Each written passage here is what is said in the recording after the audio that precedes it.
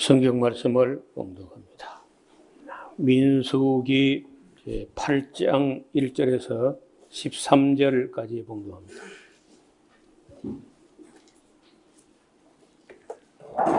여호와께서 또 모세에게 일러 가라사대 아론에게 고하여 이르라. 등을 켤 때에는 7 등잔을 등대 앞으로 비추게 할지니라 하시매 아론이 그리하여 등불을 등대 앞으로 비추도록 켰으니 여호와께서 모세에게 명하심과 같았더라. 이 등대의 제도는 이러하니 곧 금을 쳐서 만든 것인데 미파된서 그 꽃까지 쳐서 만든 것이라. 모세가 여호와께서 자기에게 보이신 식양을 따라 이 등대를 만들었더라. 여호와께서 모세에게 일러 가라사대 이스라엘 자손 중에서 레위인을 취하여 정결케 하라. 너는 이같이 하여 그들을 정결케 하되 곧 속죄의 물로 그들에게 뿌리고 그들로 그 전신을 삭도로 밀게 하고 그 의복을 빨게 하여 몸을 정결케 하고 또 그들로 숫송아지 하나를 번제물로 기름 섞은 고운 가루를 그 소제물로 취하게 하고 그 외에 너는 또 숫송아지 하나를 속죄 제물로 취하고 레위인을 회막 앞에 나오게 하고 이스라엘 자손의 온 회중을 모으고 레위인을 여호와 앞에 나오게 하고 이스라엘 자손으로 그들에게 안수케 한 후에 아론이 이스라엘 자손을 위하여 레위인을 요제로 여호와 앞에 드릴지니 이는 그들로 여호와를 봉사케 하기 위함이라. 레위인으로 숫송아지들의 머리에 안수케 하고 내가 그 하나는 속죄 제물로 하나는 번제물로 여호와께 드려 레위인을 속죄하고 레위인을 아론과 그 아들들 앞에 세워 여호와께 요제로 드릴지니라. 아멘. 모든 것이 다 거의 다 이루어졌습니다. 다시 말하면 지난번에 우리가 그 회막을 봉헌하고 봉헌할 때 각 지파 12지파가 꼭 같이 예물을 봉헌 예물을 드리는데 큰 지파라고 뭐 더 하는 것도 없고 작은 지파라고 해서 뭐 그 적게 드리는 그런 것도 없고 꼭 같이 해요. 이게 공평이라고 하는 것을 말할 때 간단하게 기계적으로 되는 게 아니라 지금 우리가 이 기계적인 공평은 꼭 같이 하는 게 꼭 같이 하는 게 공평이라 얼렁거려 보이죠. 반면에 지파가 크면 좀 더하고 숫자가 적은 지파는 좀 덜하고 그것도 공평이야. 그래서 우리가 이제 일반적으로 뭐 공평하다, 평등하다 뭐 이런 것을 너무 단순하게만 볼 수가 없다는 거예요. 어떻든 지난번에 여기 이 봉헌 성막 봉헌할 때 예물은 꼭 같이 내는 공평, 이런 공평이죠.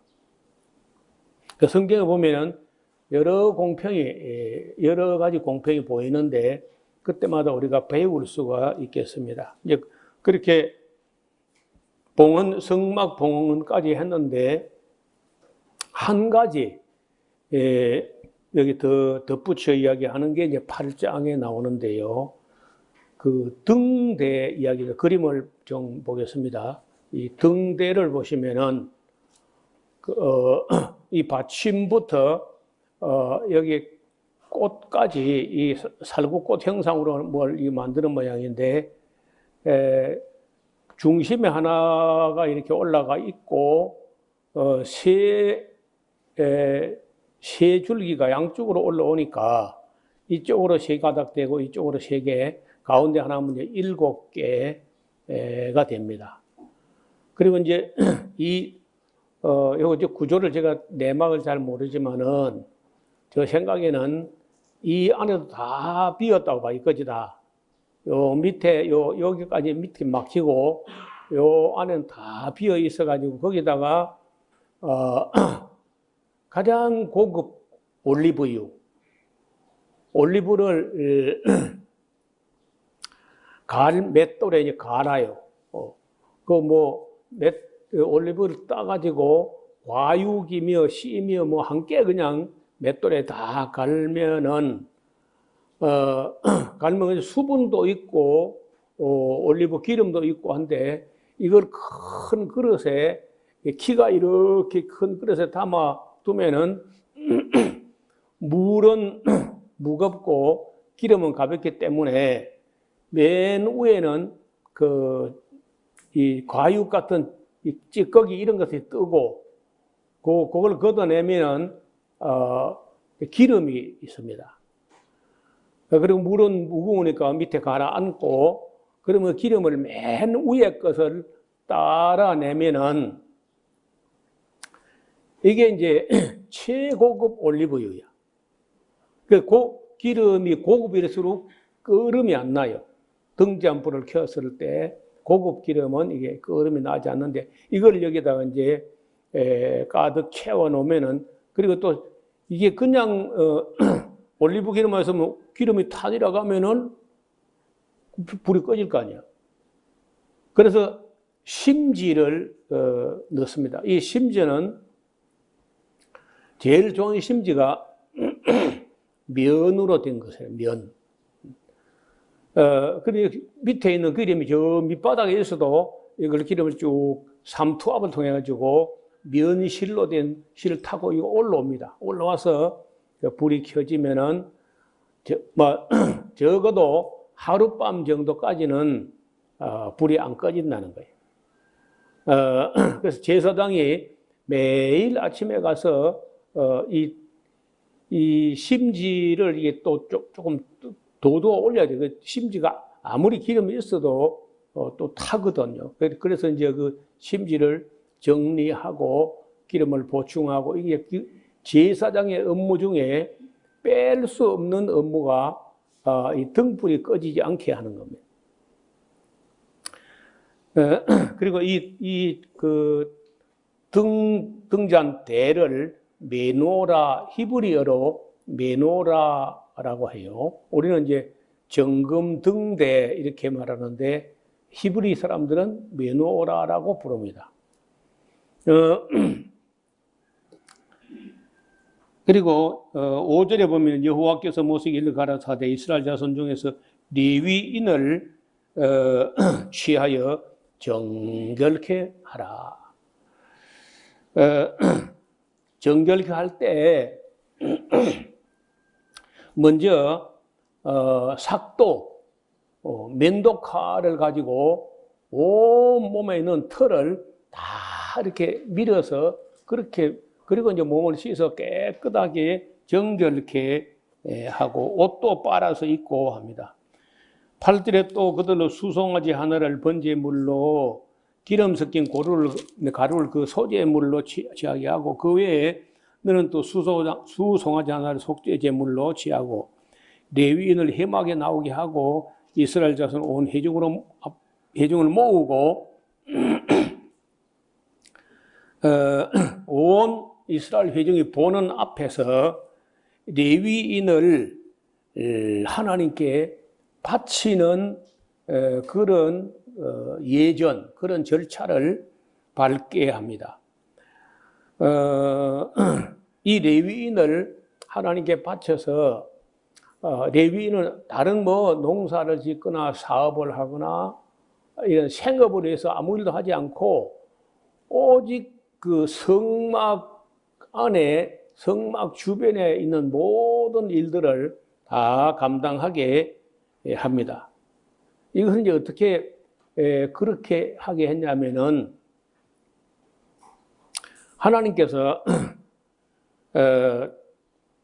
사람이든지 생축이든지 간에 처음 것은 하나님 걸로 구별한다는 거예요. 근데 그럼 다 바쳐버리면은 집에는 장남이 없을 거 아니야. 그래서 그 바치는 대신에 레위인을 하나님 받으셨다는 거예요. 그래서 자기 장남을 하나님께 바치지 않은 대신에 레위인을 하나님께 바쳤으니까 자기 장남을 먹여 살려야 하듯이 레위인을 먹여 살리도록 그렇게 합니다. 여기 이제 어디 그런 말씀이 있냐면은 14절에 너는 이같이 이스라엘 자손 중에서 레위인을 구별하라. 그리하면 그들이 내게 속할 것이라. 네가 그들을 정결케 하여 요제로 드린 후에 그들이 회막에 들어가서 봉사할 것이니라. 그들은 이스라엘 자손 중에서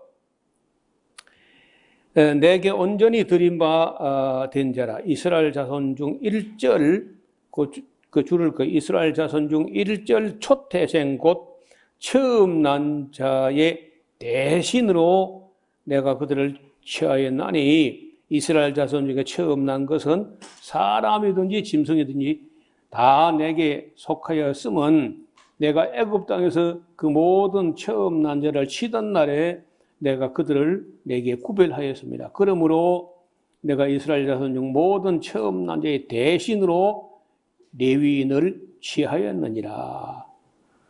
그러니까 자기의 큰 아들을 먹여 살리듯이 이스라엘 자손들은 레위인이 먹고 살 수 있도록 11조를 또 드리게 되죠.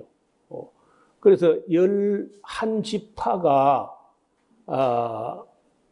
레위 지파 사람들을 위해서 그 소득의 10분의 1을 드리게 되면은 생활에 있어서 레위인들이나 일반인들이나 비슷하게 살아간다는 거예요.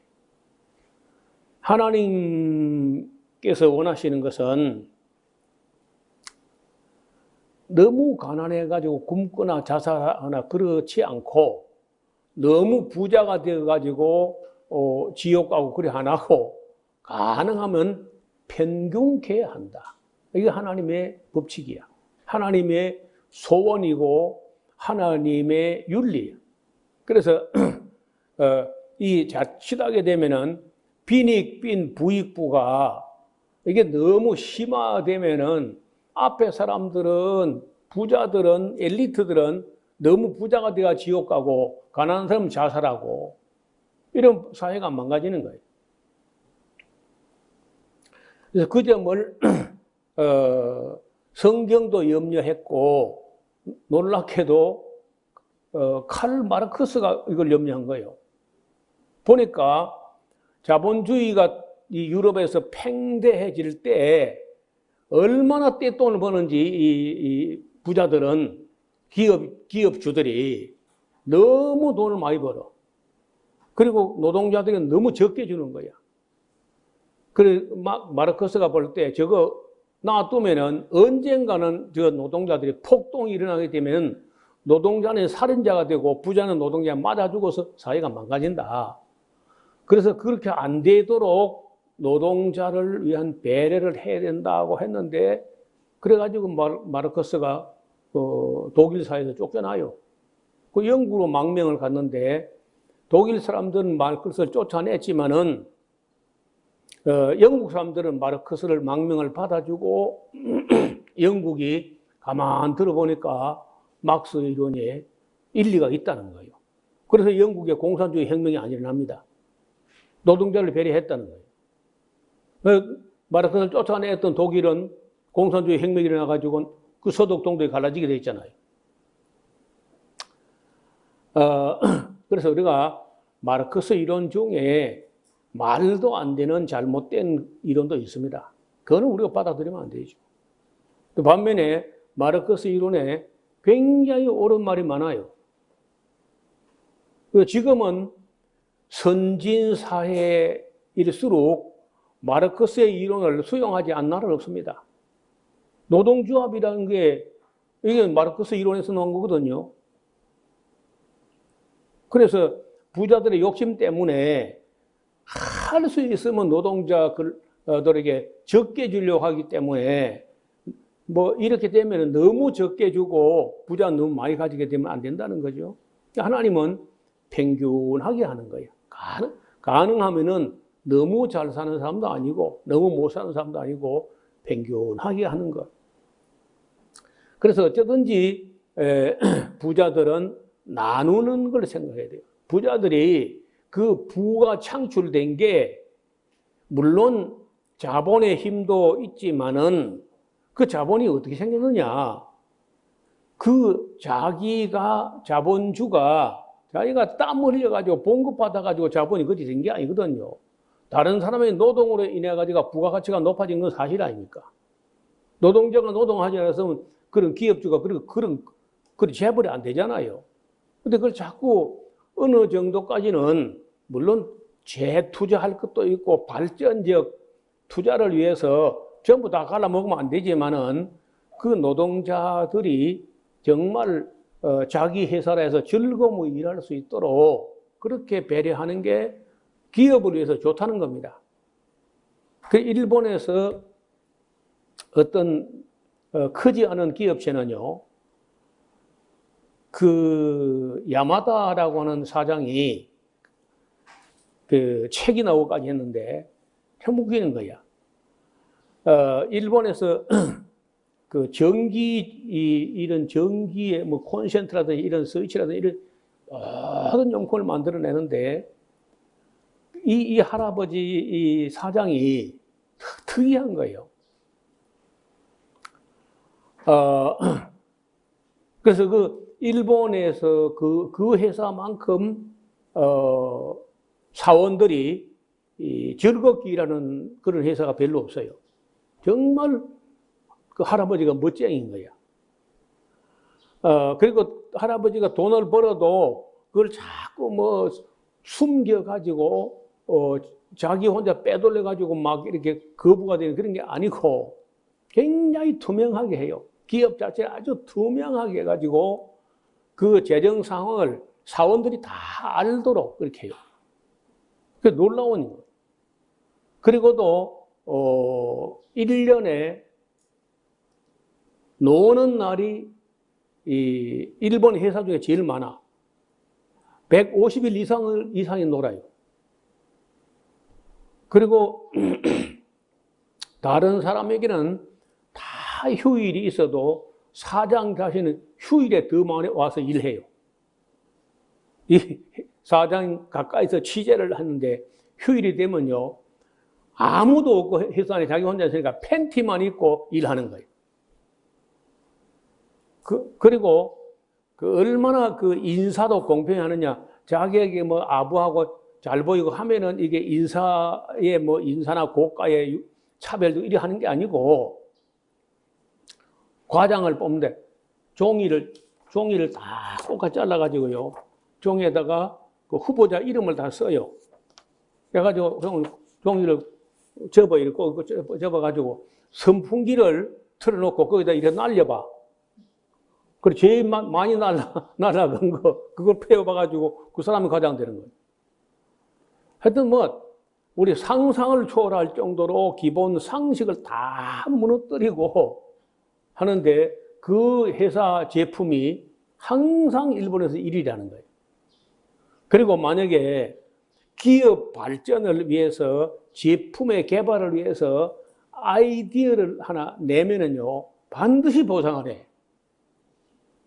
그래서 아이디어가 10,000원짜리도 있고 20,000원짜리도 있고, 10,000원 하면 우리 그러면 100,000원쯤 되는 거예요. 하여튼 그 야마다 회장의 보면은, 만약에 우리가 모든 나라 모든 기업이 야마다 회장처럼 한다면은 정말 낙원 같은 회장이 안 되겠나. 제가 이 다음에 책을 가져다 여러분 소개할 마음이 있어요. 그래서 이 평균하게 잘 살게. 그리고 이 사람은 야마다 회장 하는 거 보면요, 제일 자기 회사에서 그 급료를 제일 작게 받는 사람에 비해서 자기가 몇 배 딱 더 받는 그 원칙을 딱 지키는 거야. 무한정 무제한 다 사장이라고 막 가져가는 게 아니고, 그리고 언제나 그 급료 인상을 할 때는요, 낮은 제일 그 급료 낮은 그쪽부터 올리는 거예요. 그럼 그 사원들이 어떻게 생각하느냐? 제일 급료 낮은 사람들을 청소하는 사람부터 이렇게 이 배려해서 올리면은 그 사원들이 어떻게 생각하냐면요. 우리 회장님이 어려움이 있는가 보다. 자기 걸 올리기 위해서 약한 사람부터 인상을 하는가 보다. 이렇게 인식한다는 거예요. 그리고 조금이라도 여유가 있으면 예술을 하는 사람들을 위해서 기부를 해. 특히 연극단체 이런데 상당히 기부를 하고 이렇게 하는 그 야마다 회장의 철학을 보면요, 좀 재미가 있는 거예요. 책을 잡으면요, 놓을 수가 없어. 얼마나 우리 상식을 다 깨는 거예요. 멋지게 참 해요. 그래서 기업이 계속 발전하는 것은 사원들이 그냥 타성에 젖어가지고 봉급쟁이로 하는 게 아니고 자기 평생 직장이야. 그리고 70이 넘어도 그 일을 해요. 그 직장만은. 왜냐하면 경험이 큰 자산이라는 거예요. 경력이. 그래서 그 젊은이나 늙은이나 끝없이 아이디어를 내면은 보상을 하는 그런 참 멋쟁이 할아버지. 아직 나는 우리나라 기업인 중에서는 그런 멋진 인물이 있다는 말 잘 못 들었어요.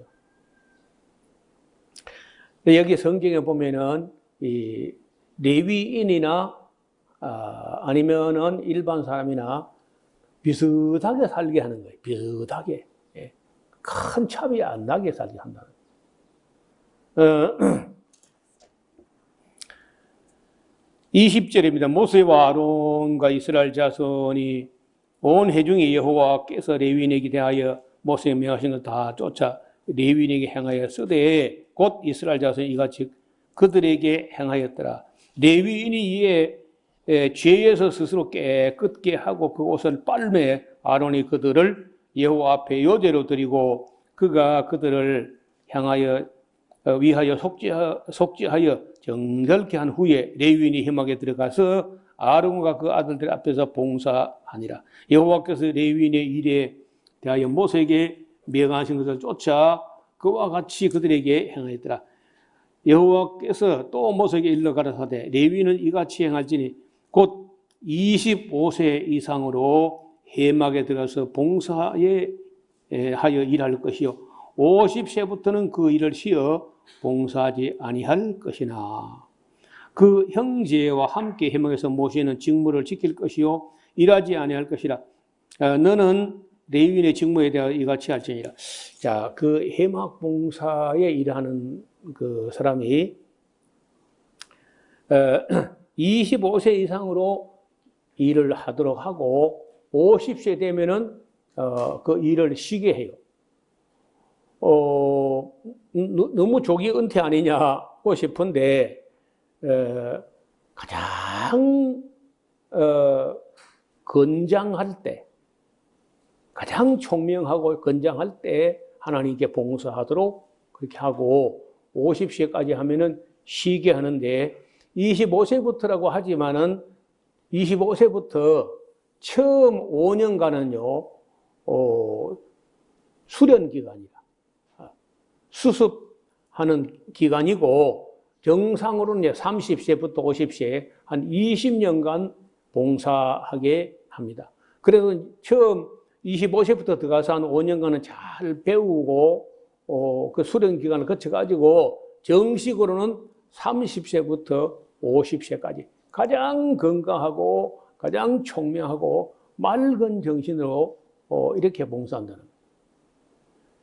우리나라는 보니까 뭐 한 60세 뭐 혹은 65세 이런 정도 해서 이제 다 일을 쉬게 하는 그런 입장인데 얼마 전에 이제 우리 연구원으로 일하는 분 보니까 60세 내년이 60세인데 은퇴를 한다는 거예요. 그래서 어떤 면에서는 뭐 젊은 사람들이 일자리가 없어가지고 어려우니까 60세쯤 돼서 그 물러나는 것도 뭐 나름대로 그럴 수 있겠다 싶긴 한데 그 경륜과 경력과 이런 거 사장된다는 거는 너무 아깝잖아요. 그래서 물론 저는 그분에게 60세를 넘어서 다음 60세까지 60년을 120세까지 일할 수 있는 일을 찾으시라. 그래가지고 이제 그 신학을 하기 위해서 목사가 됐거든요. 그 연구원으로 평생을 살아왔는데 이제 60년을 그렇게 살았고 남은 60년 후반전 60년은 영적인 세계를 위해서 일할 수 있도록 이제 그렇게 신학을 하게 해서 목사가 됐으니까 뭐 그다음 사역은 이제 또 지켜볼 일이죠.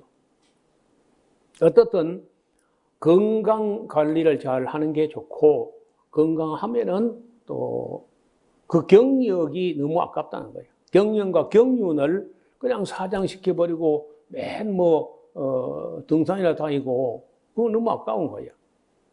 그래서 저는 볼 때 60세가 넘었다 할지라도 건강하다면은 무슨 일을 찾아서도 일을 해야 되고 일이 없으면요 일을 찾아야 되고 찾아서 없으면 일을 만들어야 돼.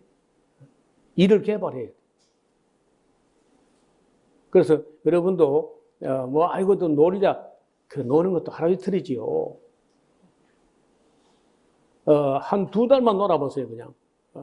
지겨워가지고 어디 뭐 일 좀 없나 하고 일을 찾게 되는 거예요. 그러나 하나님의 일을 하는 데 있어서 여러분 이 해막, 성막 안에 있는 너무 정성을 기울여야 돼. 그러니까 깜박깜박하면 안 되는 거라. 그저께 보니까 미국 대통령이 영 깜박깜박해요. 미국 대통령이 이상한 일이 자꾸 일어나는 거예요. 허공에 공중을 보고 이렇게 악수를 하는 거예요. 여기 카메라에 잡혔어요. 그래서 뭘 헛걸 보는 것 같다는 거예요. 그 다음에 자기가 며칠 전에 그 여자 국회의원이 돌아가셨는데 거기 위로 메시지까지 보내놓고 그 공식 석상에서 그 이름을 부르면서 그 무슨 암흑의 의원 어디 계시죠? 하고 부르는 거 자꾸 찾아. 그것도 몇 번이나 이렇게 반복해 찾더라고. 그래서 온 미국이 지금 바이든 대통령의 건강에 이상이 있다. 경륜도 가치가 있지만은 그래도 음식을 잘못 먹어서 자꾸 깜박깜박하거나 그러면 안 되잖아요. 그래서 나이가 들면은 나이가 너무 늙은 후에 늦은 후에 건강관리 늦어서 안 돼요. 젊어서부터 건강 관리를 잘해야 노년에 치매나 혹은 이 뇌졸중이나 중풍 이런 거 걸리면 곤란하거든요. 이 지체를 정상적으로 쓰지 못한다든지 이게 두뇌가 어느 부분이 혈관이 막혀가지고 기억이 깜빡깜빡 그러면 안 되는 거라. 어떻든 여기다 이스라엘 백성들 중에 레위인을 구별해가지고 여러분 아신 대로 레위인뿐 아니라 이스라엘 사람들은 음식을 원래부터 가리잖아요. 그럼에도 불구하고 가장 정신이 맑고 가장 육체적으로 건장한 그 기간에 해막 봉사를 하도록 나이를 딱 기준해 놨어요.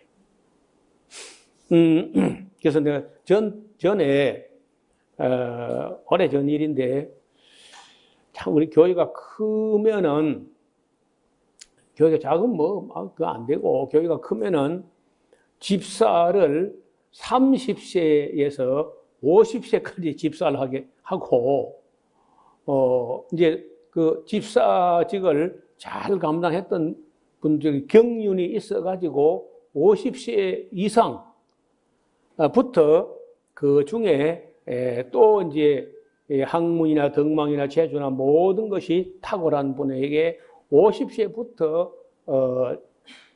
는 집사가 아니고 이제 그 중에 탁월한 분이 선출되어서 장로직을 했으면 좋겠다. 그런 생각을 했던 적이 있어요. 우리 지금 헌법에 보면 40세인가 장로가 그래 되어 있을 거예요. 전에는 30세의 장로가 되는 걸로 우리 교단법이 그런 적이 있었어요. 그 30세 너무하다. 그래가지고 아마 30세가 장로란 말은 늙었다는 것이고 어른이란 말이고 코해 이러면 수염이 났다는 뜻인데 어떻게 30세에 무슨 장로냐. 그래서 40세로 이제 40세 이상으로 했는데 나는 볼 때 50세.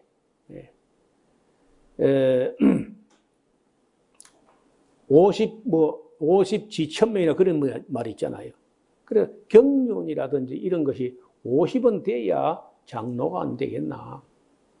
그리고 또 장로는요, 우리나라에서는, 우리 교단법은 70세면 이제 정년되게 해놨거든요. 근데 건강하면요, 장로는, 하한선은 이때 상한선은 내가 볼 때 두지 않는 게 좋을 것 같아요. 연세가 많으니까 장로야. 그 지혜와 경륜과 이런 그 노인들의 지혜와 경륜이 사장되는 건 아깝다는 거예요. 그래서 120세까지라도 정말 교회 어른이라면 그냥 적는 거지. 그래서 그저 뒷방 노인으로 밀어내버린 건 잘하는 게 아니다. 8장에는 그렇고 이제 9장에는 6월절을 지키는 1년 돼서 1년 이제 애굽에서 나온 지 1년 됐기 때문에 6월절을 지키는데 그러면 이제 6월절을 지키고 나면은 1년 됐기 때문에 그 1년 모든 게 준비가 다 됐어요. 성막도 준비가 됐고 봉헌도 했고 그 성막을 중심으로 봉사할 레위인이 헌신도 됐고 하면은 이제 출발하는 겁니다.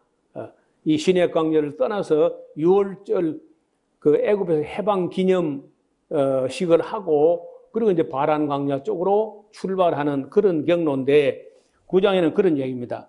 자, 애굽 땅에서 나온 다음 해 정월, 정월 14일에 나왔으니까 정월에 여호와께서 시내 광야에서 모세에게 가라사대 이스라엘 자손으로 6월절을 그 정기에 지키게 하라. 정기 곧 이달 14일 해질 때에 그것을 지키되 그 모든 율례와 그 모든 규례대로 지킬지니라. 모세가 이스라엘 자손에게 명하여 6월절 지키라 하며 그게 정월 14일 해질 때에 시내 광야에서 6월절을 지켰으되 이스라엘 자손이 여호와께서 모세에 명하신 것을 다 쫓아 행하였더라. 그때 그들의 시체로 인하여 부정케 되어서 6월절 지킬 수 없는 사람이 있었는데 그들이 당일에 모세와 아론 앞에 이르러서 그에 이르되 우리가 사람의 시체를 부정케 되었거니와 왜 시체를 이렇게 부정케 됐냐면은 하루에 100명씩 죽어요. 평균. 40년이면은 40년 곱하기 360일 하면은 40년이 날짜로 14,400일이야. 죽은 사람이 한 14,400일인데 한 150만 명 정도 다 죽었으니까 하루에 평균 100명 죽는 거예요. 뭐 여기 이거 뭐 하루 죽을 치도 안 돼, 이거 갖고는. 하루면 다 죽는 거예요, 이 정도 숫자가. 그러니까 그 사람 중에는 시체로 인해서 부정케 된 사람은 매일 있는 거죠, 매일. 그래서 이제 6월절 지켜야 되는데 그럼 우리가 시체로 인해서 우리가 더럽혀졌는데 우리는 어떻게 됩니까? 이렇게 하니까 모세가 거기에 대안을 이야기합니다. 9절 여호와께서 모세에 이르 가라사대 이스라엘 자손이 고하여 이르라 너희가 너희 후손 중에서 시체로 인하여 부정케 되었거든 먼 여행 중에 있든지 할지라도 다 여호와 앞에 마땅히 6월절 지키되 2월 14일에 해질 때에 그것을 지켜 어린 양의 무교병과 쓴나물을 아울러 먹을 것이다. 그러니까 그 한 달을 시체로 장례식 때문에 시체로 인해서 부정케 되었다면은 그 다음 달 14일, 2월 14일부터 그 6월절을 지키도록 해서라도 지켜라. 만약에 이런저런 핑계를 하면서 유월절을 지키지 아니하는 자, 하나님께서 애굽에서 자기들을 해방해 준 그 날에 감사할 줄도 모르고 그런 자들은 그 백성 중에서 끊쳐질 것이다. 명대로 못 살고 죽을 거다는 거예요. 그러니까 여러분 우리가 하나님 말씀이라면은 또 하나님께서 지키라 하는 기념이란 큰 은혜였잖아요. 애굽의 바로의 종되었던 집에서 해방되어 나온 건데 그것도 감사할 줄 모른다고 하면 그 사람도 아닌 거지. 그 사람도 아니면요, 그 살아갈 가치가 없는 거라. 그래서 하나님께서 명하신 걸 보면요, 너무 마땅해. 너무 마땅한 도리야. 그래서 감사함으로, 감격함으로 지키는 자는 존재할 가치가 있어요. 따라서 제가 전날에 한 말씀대로 사람은요, 감사하는 것만큼 존재한다. 영원히 감사하면 영원히 살 것이고, 감사하는 것만큼 존재한다는 거예요. 13절 봐서요. 9장 13절. 그러나 사람이 정결도 하고 여행 중에도 있지 아니하면서 유월절 지키지 아니하는 자는 그 백성 중에서 끊쳐지리니 노골적으로만 죽는다고 말이에요. 오래 못 산다는 거예요.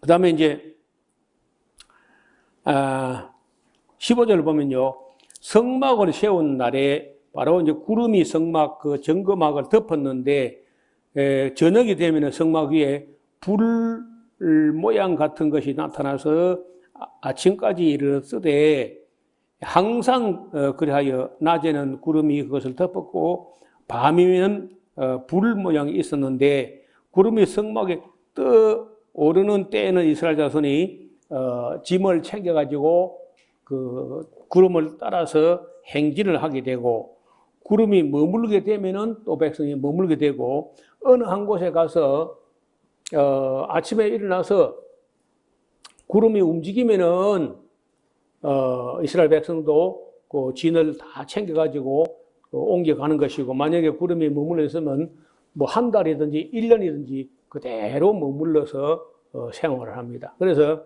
하나님과 발 맞추기, 하나님과 걸음을 맞추는 거예요. 여러분 우리가 춤을 추는 우리 항상 뭐 춤이 지멋대로 추는 거니까 남의 발을 밟을 필요가 없는데 서양 사람들 춤을 보면 사교 춤이요. 남자 여자가 맞잡고 춤을 추잖아요. 그 스텝을 공부를 안 하면요. 자꾸 발을 밟아. 저 젊은 날에 춤을 좀 배워봤거든요. 근데 그렇다면 봤습니다. 그래서 그 춤 배울 때는 구두로 뚜껑을 신어야 돼. 발 안 밟히려면요. 그래서 이 스텝이 잘 맞아야 되는 하나님하고 걸음을 맞춰야 돼. 하나님이 떠나면 사람도 떠나고. 그래서 하나님과 동행하는 훈련. 하나님과 하나님이 가자 하면 가는 거고, 쉬자 하면 쉬는 거고, 이렇게 이제 40년을 하나님과 동행하는 훈련을 했다는 거죠. 구름이 장막 위에 머무는 날이 오래일 때는 이스라엘 자손도 그 명을 지켜서 진행하지 아니했으며 혹시 구름이 장막 위에 머무는 날이 적을 때는 그들이 다만 여호와의 명을 쫓아 유진하고 여호와의 명을 쫓아 진행하였다. 그렇게 기록합니다. 자, 이제 10장에는 나팔 이야기, 나팔.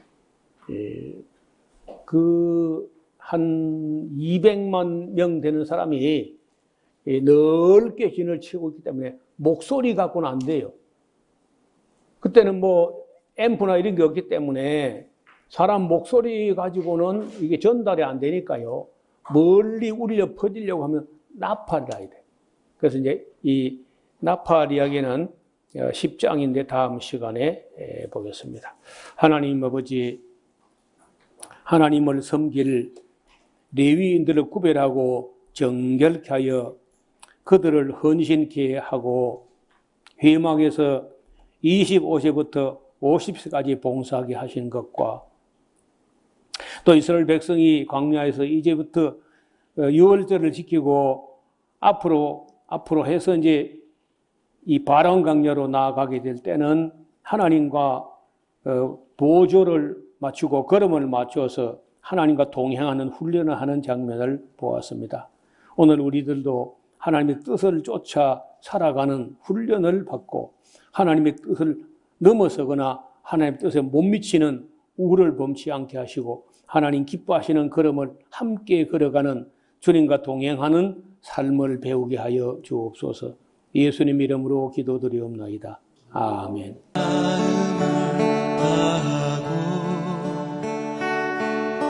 성품을 다하고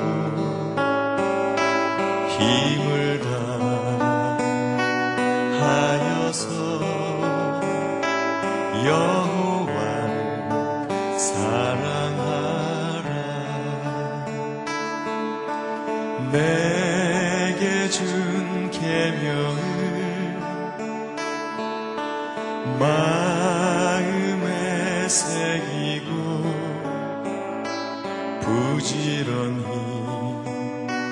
부지런히 이웃에게 전하여라. 그러면 내가 짓지 않은 그 집을 주리라. 내가 심지 않은 과실을 먹게 하리라.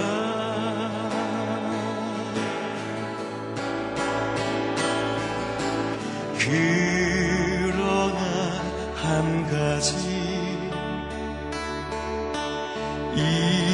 잊지는 말아라. 죄인 된 우리를 구원하신 여호와